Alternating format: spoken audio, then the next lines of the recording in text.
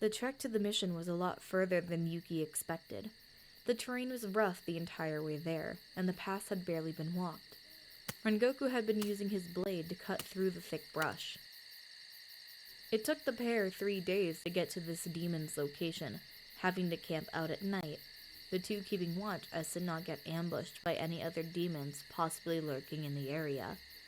On the 3rd day by nightfall, they finally arrived at the location described by the crow. It looked to be an abandoned medical tent. There were many rolls of bandages scattered outside the tent, as well as a few medical tools as well. The two entered, carefully inspecting every inch. Rengoku left the tent to check around the forest perimeter, leaving Yuki alone inside. Yuki could feel that she wasn't alone in this tent, so while she was alone, she activated her powers, searching to see if any aura showed up. She looked around the entire tent, but she saw no sign of demon activity. As far as she was concerned, she was alone. She thought it was odd, knowing she could feel another presence inside the room, but she deactivated her powers before walking out of the tent, calling over Rengoku. "I'm not seeing any sign of the demon inside the tent. Have you discovered anything around the perimeter?" "Unfortunately not. Everything surrounding this tent is clear." "Is it possible we have the wrong location, Rengoku?" "No, this is where the crow led. The demon has to be around here somewhere." "Do you think it left while we were on our way?" "It's a possibility, but we can't be too sure. Let's do another sweep around the area before moving to a different location." The two split up once more, searching everything once again. Yuki entered the tent once again, using her powers to look into every nook and cranny. She still saw no sign of the demon, which annoyed her. She was about to leave the tent, but she felt a surge of power course through her body.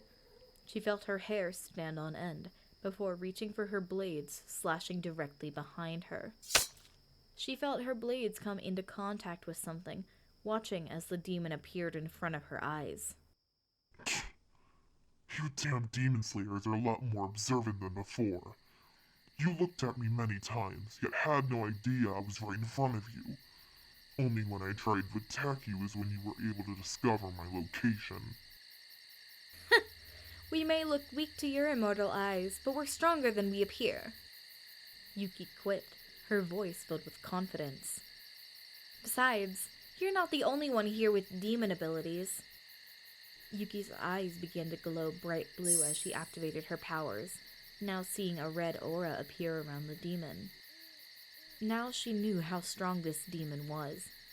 It was as powerful as they could come before becoming an upper or lower moon. So she believed. She took a breath, channeling her powers completely, feeling a massive burst of strength in her body. "Ah, so you're the half-demon the Master created. Quite impressive of him if I do say so myself. I didn't think it could be done, but you're standing right in front of me." "I have no fear of your master, nor your kind. If anything, I only have a hatred for whoever they are, since my entire family is dead because of them. You're going to die by my hands today," Yuki claimed, her swords at the ready. Rengoku could hear Yuki talking to the demon inside the tent, her voice filled with anger and rage. Rengoku kept his distance, knowing Yuki had the strength to take care of this lower moon on her own. He wanted her to become a Hashira after all. He would only interfere if absolutely necessary, but he had confidence in her abilities. Yuki dodged the demon's attacks with ease, keeping herself from getting hit or injured. Her speed had increased, not only with the channeling of her powers, but also from all of the training with Tengen.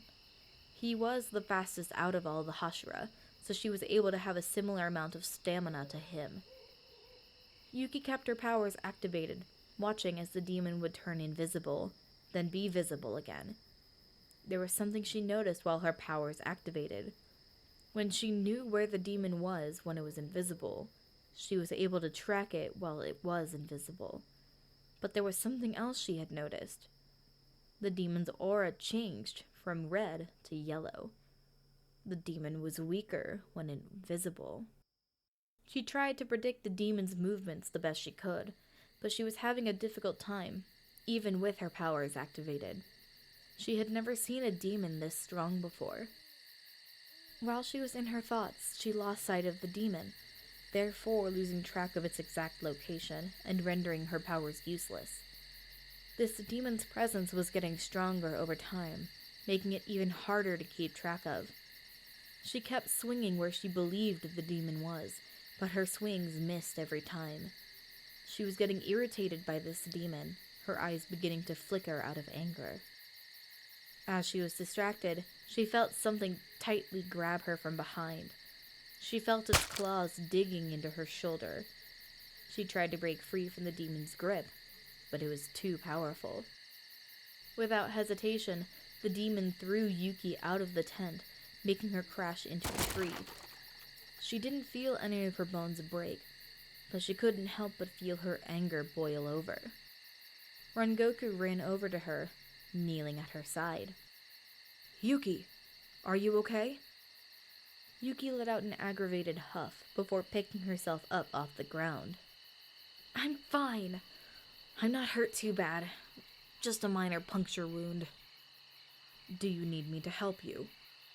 He asked, his voice growing concerned. He had noticed her eyes flickering, but didn't say anything about them. No, I can do this.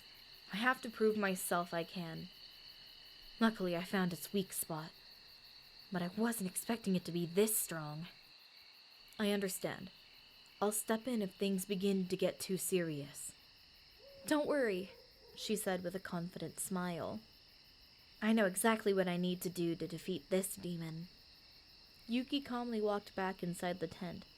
She took a deep breath, feeling the icy chill fill her lungs as she began using one of her ice-breathing techniques. Ice breathing. Fourth form. Yuki began stabbing her two blades all around her, her body moving at an innate speed. Icicle barrage! She knew exactly where this demon was, impaling it right through its shoulder, watching it as it became visible again. The demon had a scowl on its face, getting ready to begin attacking again. But before it could, Yuki plunged her other blade through the neck of the demon. Its neck was difficult to cut through, but it pierced all the way. She pulled the blade out of its shoulder, impaling it on the other side of its neck.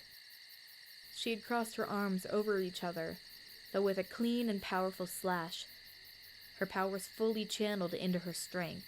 She uncrossed her arms, decapitating the demon. She watched as the demon's head fell to the floor, waiting for it to fully burn to ash before exiting the tent. Yuki took a deep breath, calming herself and letting her powers deactivate. She dropped to her hands and knees, her entire body trembling from the adrenaline, not noticing the blood now dripping from her nose. As Yuki sat there, Rengoku had a bright smile on his face, glad to see she had taken the demon out on her own. Rengoku summoned his crow, watching as it landed on his arm. He began speaking to the crow, telling it to deliver a message. Let Master Ubuyashiki and Tomioka know that Yuki successfully defeated a 12 Kizuki. The crow flew off toward the butterfly mansion, and Rengoku walked over to Yuki, kneeling at her side once more. Are you doing all right, Yuki? Yeah, I'm fine, Yuki said between pants. Just a little exhausted after that fight. I can tell, but I have to say I'm quite impressed. That demon looked incredibly strong, but I'm glad you managed to hold your own. Rengoku offered his hand to Yuki to help her up. She chuckled, taking his hand. What can I say? I'm a lot tougher than I look. Rengoku chuckled as he pulled Yuki up. He was about to let go, but her body was still very shaky, so he helped her stay up. Well, after that fight, I think you should get some rest. You really overexerted yourself, so much that your nose is bleeding. She wiped the blood from her nose, looking at it, now staining her hand red.